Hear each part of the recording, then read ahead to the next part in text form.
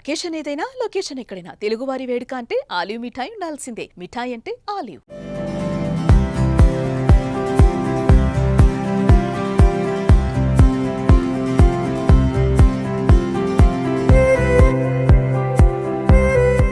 Hi hello welcome to Suman TV. నేను మీ Roshan. Present మనం ఎక్కడున్నాము అంటే బలగం మూవీ రిలీజ్ అయిపోయిన తర్వాత ఆల్మోస్ట్ అందరు టెక్నీషియన్స్ని కూడా సుమన్ టీవీ వాళ్ళు ఇంటర్వ్యూ చేసుకుంటూ వచ్చారు. అట్ ది సేమ్ టైం అసలుకి తెలంగాణలో ఇంత మంచి సినిమా తీయొచ్చు అని చెప్పి నిరూపించారనమాట Jabardasth the great comedian Venu గారు.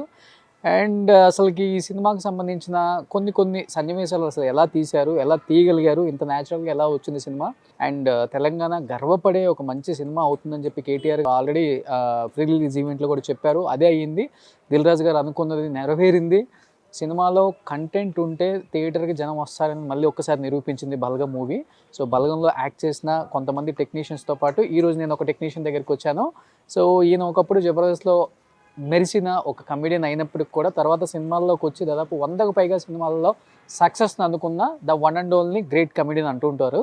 తన స్లాంగ్తో, తన డైలాగ్ డెలివరీతో, తన మోడ్యులేషన్తో సినిమాలో ఎంత పెద్ద డైలాగ్ అయినా సరే అట్టహాసంగా అది పెద్ద హీరోలైనా చిన్న హీరోలైనా ఏమి తేడా తెలియకుండా ఆన్ కెమెరా ఆ ఫ్రేమ్ని అర్పించే the great comedian Racha Ravi. So Racha Ravi ఇదే సినిమాలో చేశారు. రచ్చరవి ఇక్కడే ఉంటున్నారనమాట, ప్యాలెస్ లాంటి ఒక ఇంట్లో. సో ఒకసారి రచ్చరవిని మాట్లాడే ప్రయత్నం చేద్దాం. ఈ సినిమాలో తనకి ఎలాంటి అనుభూతులు ఉన్నాయి, ఎలాంటి సన్నివేశాలు తన మీద చిత్రీకరించారో ఆల్రెడీ మనం థియేటర్లో చూసాం. సో రచ్చరవికి సంబంధించిన కొన్ని, ఎందుకంటే చాలా డౌన్ టు ఎర్త్, చాలా గ్రౌండ్ నుంచి వచ్చాడు రచ్చరవి. బట్ అంచెలంచెలుగా ఎదుక్కుంటూ ఒక స్థాయికి వచ్చిన ఒక మంచి కమెడియన్. తనే కాదు, జబర్దస్త్లో ఉన్న ప్రతి టెక్నీషియన్ కూడా చాలా కష్టపడి వచ్చారు. అండ్ మణికొండతో వాళ్ళకి చాలా దగ్గర అభినాభావ సంబంధం ఉంటుంది. మణికొండ చిన్న చిన్న రూమ్స్లో ఉండి ఈరోజు ఇండస్ట్రీలో ఒక మంచి కమెడియన్స్గా ఒక మంచి పేరు, హోదా, డబ్బు, ఇల్లు అన్నీ సంపాదించుకున్న వాళ్ళు కాబట్టి కష్టంతోనే ఉంటారు. కాబట్టి ఆ కష్టాన్ని ఇలా న్యాచురల్గా బతికేస్తున్నారు అనమాట. ఒకసారి రచ్చరవితో మాట్లాడదాం.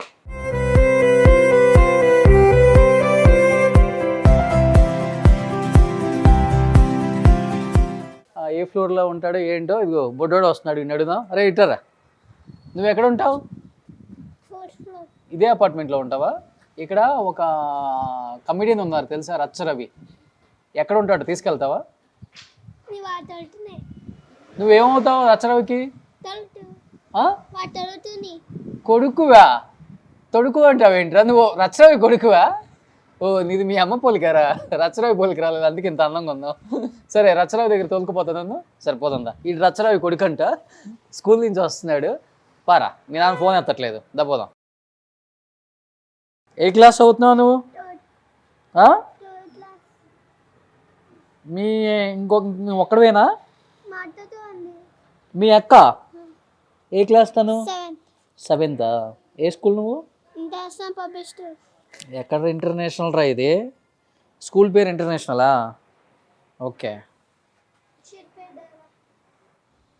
షేక్పేట దగ్గర రా వెళ్దాం.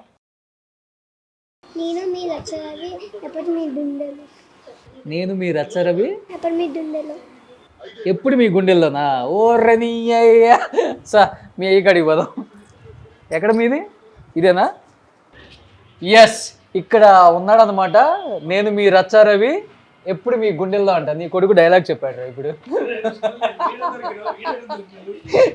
కింద దొరికాడు. ఏమవుతాడు నీకు? డాడీయా? మైక్ పెట్టుకో. వస్తా అని చెప్పినావు కానీ ఈ రకంగా అర్థం అనుకోలే. ఏమవుతాడు నీకు? మీ డాడీ డైలాగ్ చెప్పు ఒకటి. ఈ బ్యాగ్ బరువు అవుతుంది రా, స్కూల్ నుంచి మోసేవా? చాలే అవునా? ఇప్పుడేనా? మీరు స్కూల్ దగ్గరికి అయితే పోలే కదా. ఆహా, నేను మీ రచ్చరవి. నువ్వు హీరో అవుతావా, మీ నాన్న కమెడీని అవుతావా?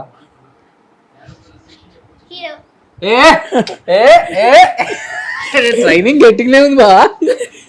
So first of all congratulations.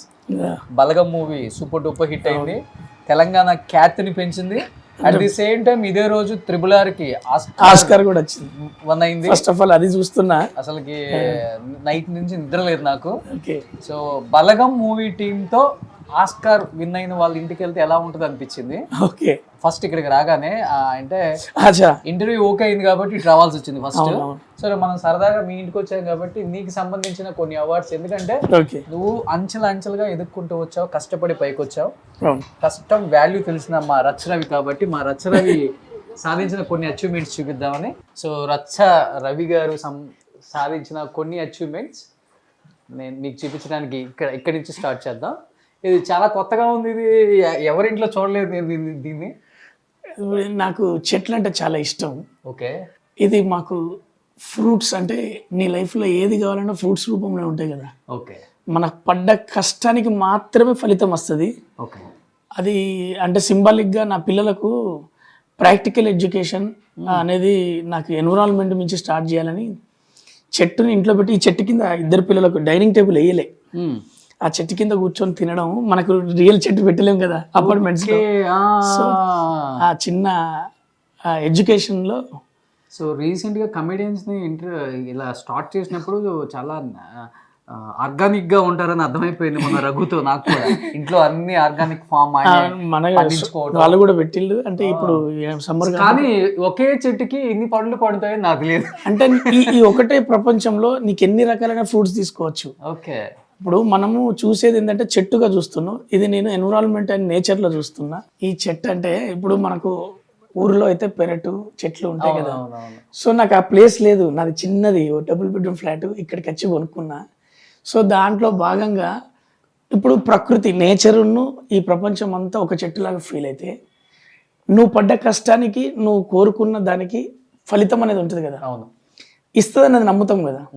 So ఈ చెట్టునే నాకు నా పిల్లలకు ఒక డైనింగ్ టేబుల్ వేయకుండా 2 చిన్న చైర్లు కొని పిల్లలకు ఈ చెట్టు కింద తినడం అలవాటు, వాళ్ళు ఇక్కడ కూర్చొని తింటారు.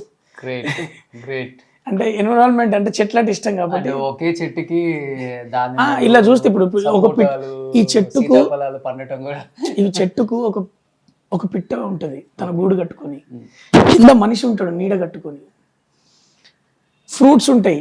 అంటే ఏ జీవైనా కోతి దగ్గర నుంచి ఒక్కొక్క జీవి తినేందుకు అన్ని రకాల ఈ చెట్టుకు ఉంటాయి. మనమే కన్ఫ్యూజ్ అయ్యి మనము ఈ ఫ్రూట్స్ తింటే సరిపోతుంది, కానీ మనం ఏం చేస్తున్నాం అంటే ఈ ఫ్రూట్స్ కాకుండా అక్కడ ఉన్న పిట్టని తిని వాటి బొక్కల కోసం కాలబెట్టిన చెట్టు నరికి అవన్నీ కలిపి అట్మాస్ఫియర్ నీళ్ళలో పాడేస్తున్నాం. కాబట్టి పొల్యూషన్ అవుతుంది. గ్రేట్. కాబట్టి నాకేంటంటే ఇది ఒక ఇప్పుడు ఇక్కడ నాకు ఇష్టం, నాకు చాలా బాగా నచ్చింది. ఎవరింట్లో చూడలేదు నేను, ఫస్ట్ టైం. అంటే నాకు తక్కువ పెట్టుబడి ఉంది, లేకపోతే ఇంకా ఎక్కువ చేస్తాను. కొన్ని వందల హోమ్ టూర్స్ చేస్తుంటాను, బట్ ఇది ఎక్కడ కనిపించలేదు మిత్రమా. సో ఇవి కొన్ని మీరు సాధించిన అచీవ్మెంట్స్. ఇవన్నీ సేవకు ఈవెంట్స్కి వచ్చినాయి. ఇవన్నీ సేవలు అంటే ఇప్పుడు బ్లడ్ బ్యాంక్ తరఫున ఇట్లా షోస్కు సంబంధించినవి. బాగా అటెండ్ అవుతారు కదా షోలకి మీరు? ఇవన్నీ ఇప్పుడు మ్యారేజ్ పిక్ చాలా అందంగా ఉన్నాం. అప్పుడు నా దగ్గర ఏమంటారు స్టేజ్ కానీ స్టెమినా కానీ ఏమీ లేదు వ్యవస్థ. ఇది చూస్తే నీకు అర్థమవుతుంది. ఓకే. ఆ పెళ్లిలో ఇంత కన్ఫ్యూజన్ ఉంటుందో. చాలా అందంగా ఉన్నాం అప్పుడు. అది ఇవి షోస్కి సంబంధించినవి, ఇది మూవీస్కి సంబంధించినవి. ఓకే. ఇప్పుడు ఇది ఫస్ట్ కళ్యాణ వైభోగమే ఫస్ట్ హిట్ సినిమా నాకు. ఓకే.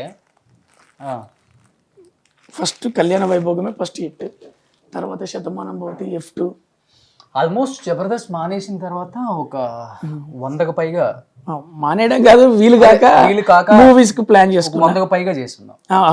నాకు తెలిసి జబర్దస్త్ ఆర్టిస్టులు అంత నెంబర్ చేసి ఫుల్ ఫ్లెడ్జ్ గిట్ ఉన్నా కాబట్టి తొందరగా అయింది, కానీ వేరియేషన్స్ చాలా పడ్డాయి. అవును. ఇప్పుడు బలగం వరకు మొన్న ప్రతి సినిమాకు ఒక్కొక్క వేరియేషన్ క్యారెక్టర్స్ ఇండస్ట్రీ చాలా గొప్పది ఇచ్చింది. అవును, అది ఇచ్చింది. జబర్దస్త్ ఇక్కడ ఉంది. నేను ఈయనను చూసి అంటే చిరంజీవి గారిని ఇన్స్పైర్గా తీసుకుంటాం 100% గుండెలో పెట్టుకొని. అయితే బ్రహ్మానందం సార్ గారి ఫోటో పెట్టుకోవడానికి రీజన్ ఏంటంటే ఈ ఇల్లు వాస్తు చూసి ఈ ఇల్లు నీకు బాగుంటుందని ఇప్పించింది బ్రహ్మానందం సారే. Okay, great. ఒకసారి వచ్చి పక్కన ఒక గృహప్రవేశానికి వచ్చినప్పుడు ఇది చూసి వాస్తు చాలా బాగుంది రవి, నీ దగ్గర డబ్బులు లేకపోయినా నేను హెల్ప్ చేస్తా, ఇదైతే మిస్ చేయకు అంటే. నాకు అప్పుడు డబ్బులు ఇంటికి తీసుకోవడానికి స్తోమత కూడా లేదు.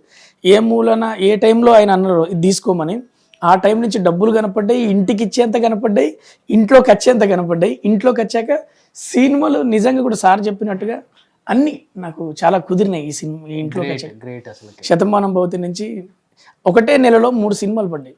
సర్దార్ గబ్బర్ సింగ్, 150 చిత్రం, శతమానం భవతి. గ్రేట్. ఆ 3 సినిమాలు ఒకటే నెలలో, ఆ 3 సినిమాలు గృహప్రవేశం అదే నెలలో, అన్ని ఇక్కడ ఆయన కూడా వచ్చారు కదా. వచ్చారు. చాలా దానికి సింబాలిక్ గా బ్రహ్మానందం గారి ఫోటోని అలా పెట్టుకున్నాం hall. Shyam sir and Shyam గారు మీకు లైఫ్ ఇచ్చిన ఒక వ్యక్తి. నాగబాబు అన్న ఫోటో ఉంటది. ఓకే. మొన్న ఎక్కడ పెట్టాలని అర్థం కాక వాల్తేరు వీరేది పెట్టిన.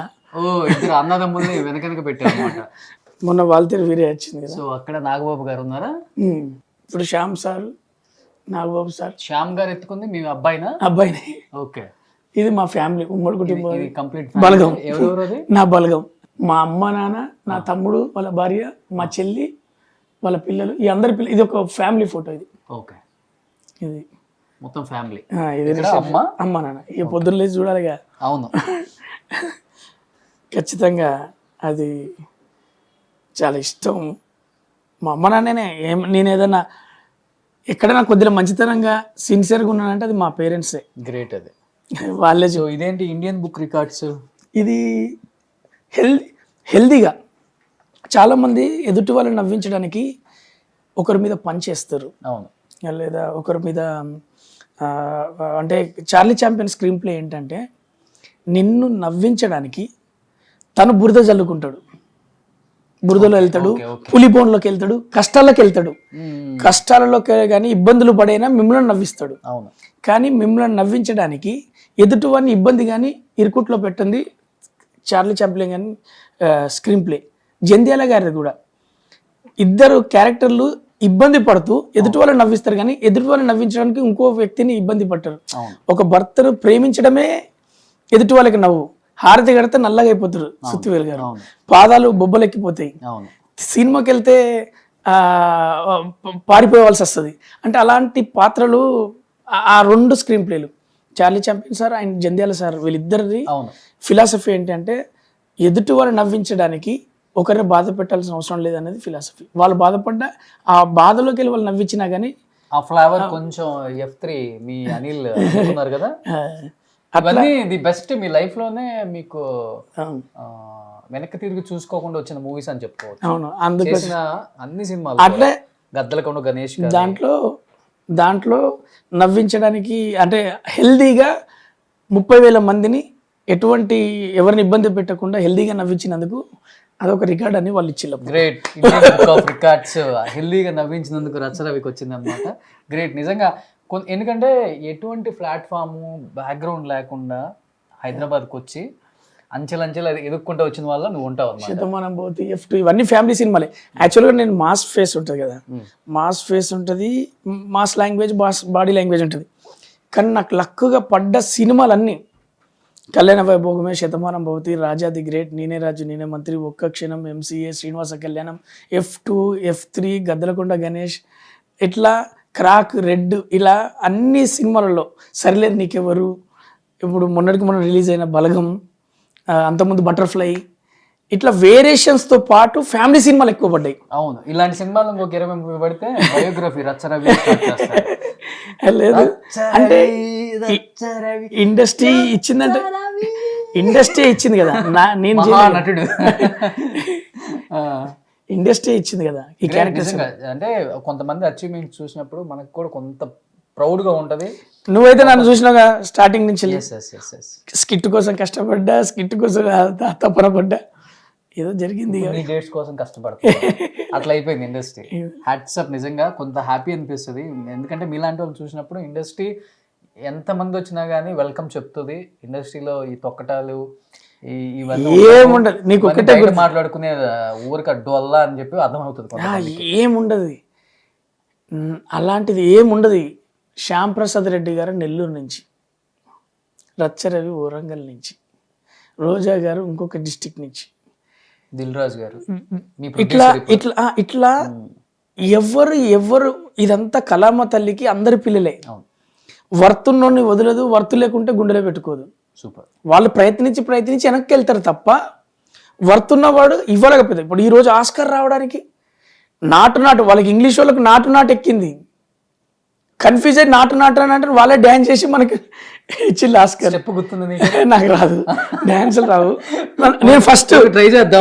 ఆస్కార్ వచ్చింది కదా, ఏ రాదు నాకు. ఊరికి ట్రై చేద్దాం. నాటు నాటు నాటు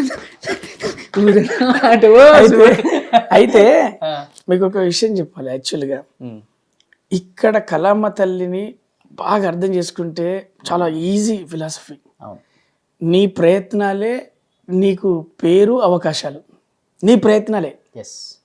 పిలుపు ఎవ్వరివ్వరు, పిలిపించుకునేటట్టు నువ్వు రెడీ అవ్వాల్సిందే ఏదో రకంగా. అట్లా నేను బాగా నమ్ముతా. అదొకటి మన ఫస్ట్. గ్రేట్. వంట చేస్తుంటావా డార్లింగ్? నేను పొయ్యి దగ్గరికి బట్టలు కాడికి పోలే. ఎందుకంటే లేదు, ఎందుకంటే ఆ రోజు నా వైఫ్కి చేయాల్సినవి రెండే అని అవి రెండే.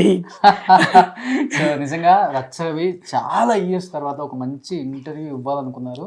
And that to Suman TV. నాకు చాలా ఇయర్స్ నుంచి ఆయన అసలు ఎక్కడ మీడియాలో కనిపించలేదు. దాదాపు 7-8 సంవత్సరాలు అయిపోయింది మీడియా కనిపించక కూడా. తన సక్సెస్ సీక్రెట్ ఏంటి, ఈ మూవీస్లో ఎంత సక్సెస్ అవడానికి కారణం, అండ్ బలగం ఎంత పెద్ద హిట్ అయ్యి చాలా అంటే చాలా హ్యాపీగా ఉన్నారు. కాబట్టి బలగం గురించి కొన్ని విశేషాలు మీ అందరితో పాటు షేర్ చేసుకోవడానికి నేనైతే రెడీగా ఉన్నాను. Let's start the interview with my dear బుడ్డి డార్లింగ్ రచ్చ రవి. ఓకే.